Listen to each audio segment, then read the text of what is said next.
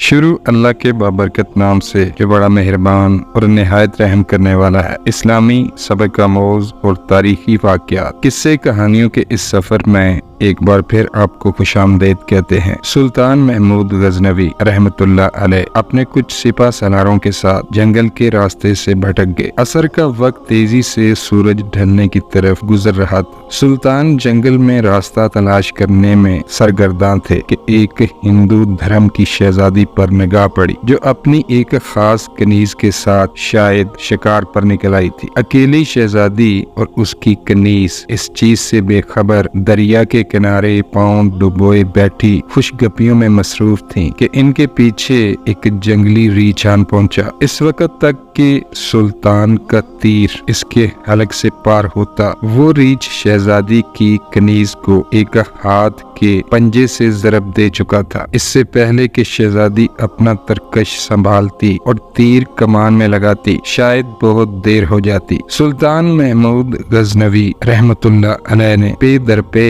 3 तीर इस जंगली दरिंदे पर दे मारे, जिससे वो ढेर हो गया। शहजादी को ये जानने में मुश्किल ना हुई कि इस महारत और बहादुरी का मुजाहरा कोई जंगजू सिपा सालार ही कर सकता है। खूबसूरत और जवान शहजादी सुल्तान की तरफ मतवज्जा हुई। इजहारे तशक्कर के लिए अपना तारफ करवाते हुए बोली, मेरा नाम स्मृति है और मैं जयपुर रियासत के राजा की इकलौती बेटी हूँ। मेरी जान बचाने का शुक्रिया। मैं तुम्हें अपने पिता से कहकर फौज में कोई आला ओहदा दिलवाऊंगी। वैसे तुम हमारी फौज के सिपाही नहीं लगते हो, बताओ कहाँ से ताल्लुक है तुम्हारा? स्मृति शायद ये नहीं जानती थी कि इसके सामने कोई मामूली सिपाही नहीं बल्कि इस वक्त की सबसे ताकतवर इस्लामी रियासत के लश्कर के सरबराह आला सुल्तान महमूद गजनवी रहमतुल्लाह अलैह है, जिनके नाम से ही हिंदू राजाओं के हलक खुश्क हो जाते हैं। सुल्तान ने मुख्तसरन अपनी शिनाख्त जाहिर न करते हुए कहा, जी किसी और फौज का सिपाही हूँ। चलिए मोहतरमा, मैं आपको किसी महफूज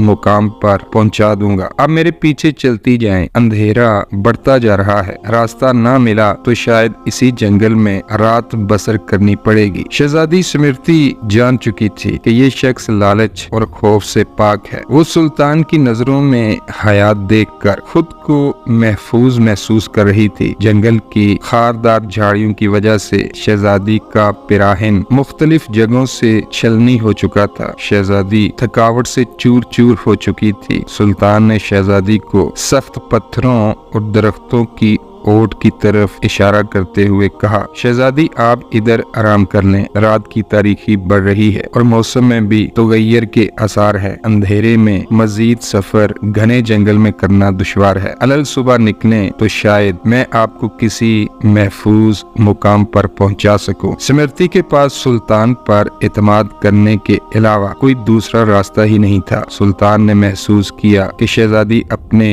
बेशकीमत मगर कदरे बारीक लिबास में जंगल की ठंडी रात शायद ना गुजार सके। सुल्तान ने अपनी मोटी चादर शहजादी की तरफ उछाल दी और मैनी खेज नजरों से शहजादी को देखा, जैसे कह रही हो कि ये ओढ़ ले। शहजादी ने बिला झिझक चादर ओढ़ी और टेक लगाकर दरख्तों की ओट में पांव पसार लिए। इसकी नजरें सुल्तान के चेहरे की तरफ जमी हुई थी, जो नजरें झुकाए एक करीब पड़े बड़े पत्थर पर बैठकर आग जलाने की कोशिश कर रहे थे। बिलाखिर आग जल गई। इसकी रोशनी में सुल्तान का नूरानी और बड़ा हुआ वजाहत वाला चेहरा चमक रहा था। सुल्तान ने शहजादी से कता नजर मट्टी से तयम्मुम किया और नमाज पढ़ने लगे। शहजादी को झटका लगा, ओह ये तो कोई मुसलमान लगते हैं। एक दफा शहजादी कांप गई। उसने खुद से सवाल किया, कहीं गजनी के लश्कर से तो नहीं? ये तो लुटेरे हैं, गाय भैंस बकरी सब का मांस खाते हैं, ये मुझे जिंदा नहीं छोड़ेंगे। लेकिन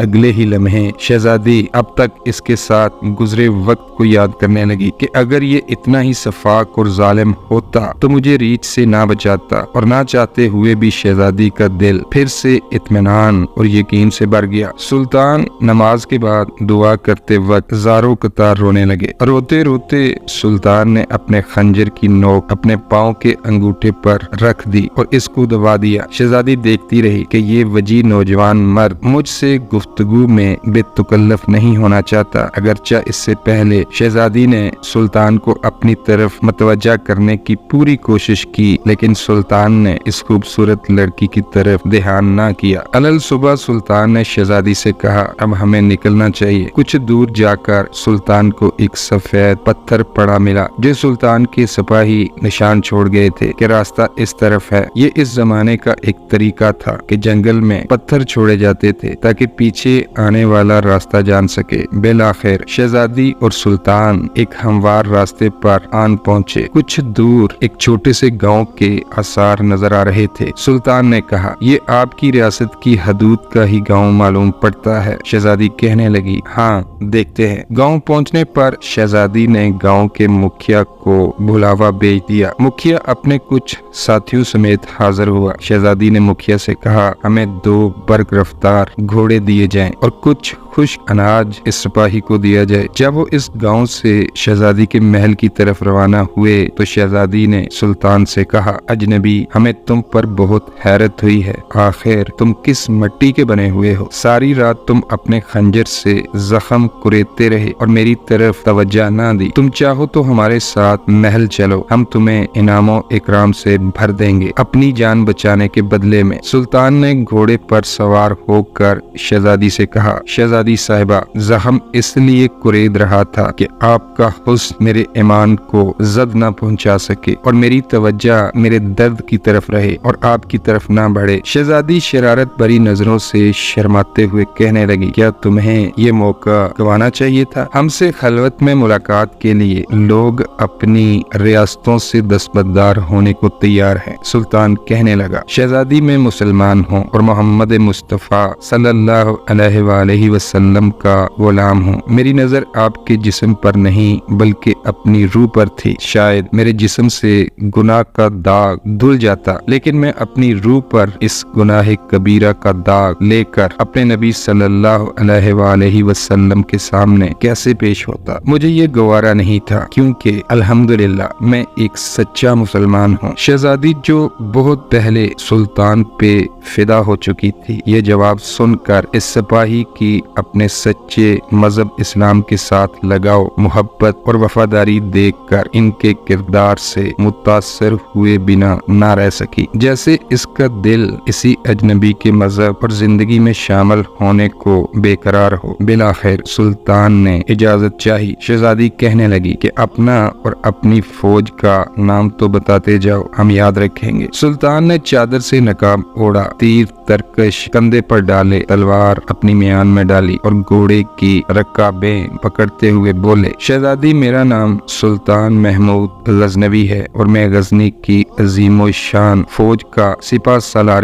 اعظم اور سلطان یعنی بادشاہ ہوں۔ یہ کہہ کر سلطان نے گھوڑے کو ایڑ لگا دی اور گھوڑے پر سوار دوڑتے ہوئے آنکھوں سے اوجھل ہو گئے۔ اللہ اکبر، سبحان اللہ، ماشاء اللہ۔ یہ تھے اللہ اور اس کے رسول صلی اللہ علیہ وآلہ وسلم کے سچے وفادار۔ ایسے ہوا کرتے تھے اسلامی سلطنتوں کے حکمراں۔ دوستو، ہم امید کرتے ہیں کہ یہ تاریخی واقعہ آپ کو پسند آیا ہوگا۔ ویڈیو پسند آنے کی صورت میں ویڈیو کو لائک بھی کریں، شیئر بھی کریں اور نیچے دیے گئے کامنٹ باکس میں اپنی رائے کا اظہار بھی ضرور کیجیے گا۔ اگر آپ نے ابھی تک ہمارا چینل کہانی فورم سبسکرائب نہیں کیا تو چینل کو سبسکرائب کر کے بیل آئیکن کو بھی پریس کر دیں تاکہ چینل پر جتنے بھی ویڈیوز اپلوڈ کی جاتی ہیں ان کا نوٹیفیکیشن آپ کو بر وقت ملتا رہے۔ اللہ تعالی ہم سب کا حامی و ناصر ہو، آمین یا رب العالمین۔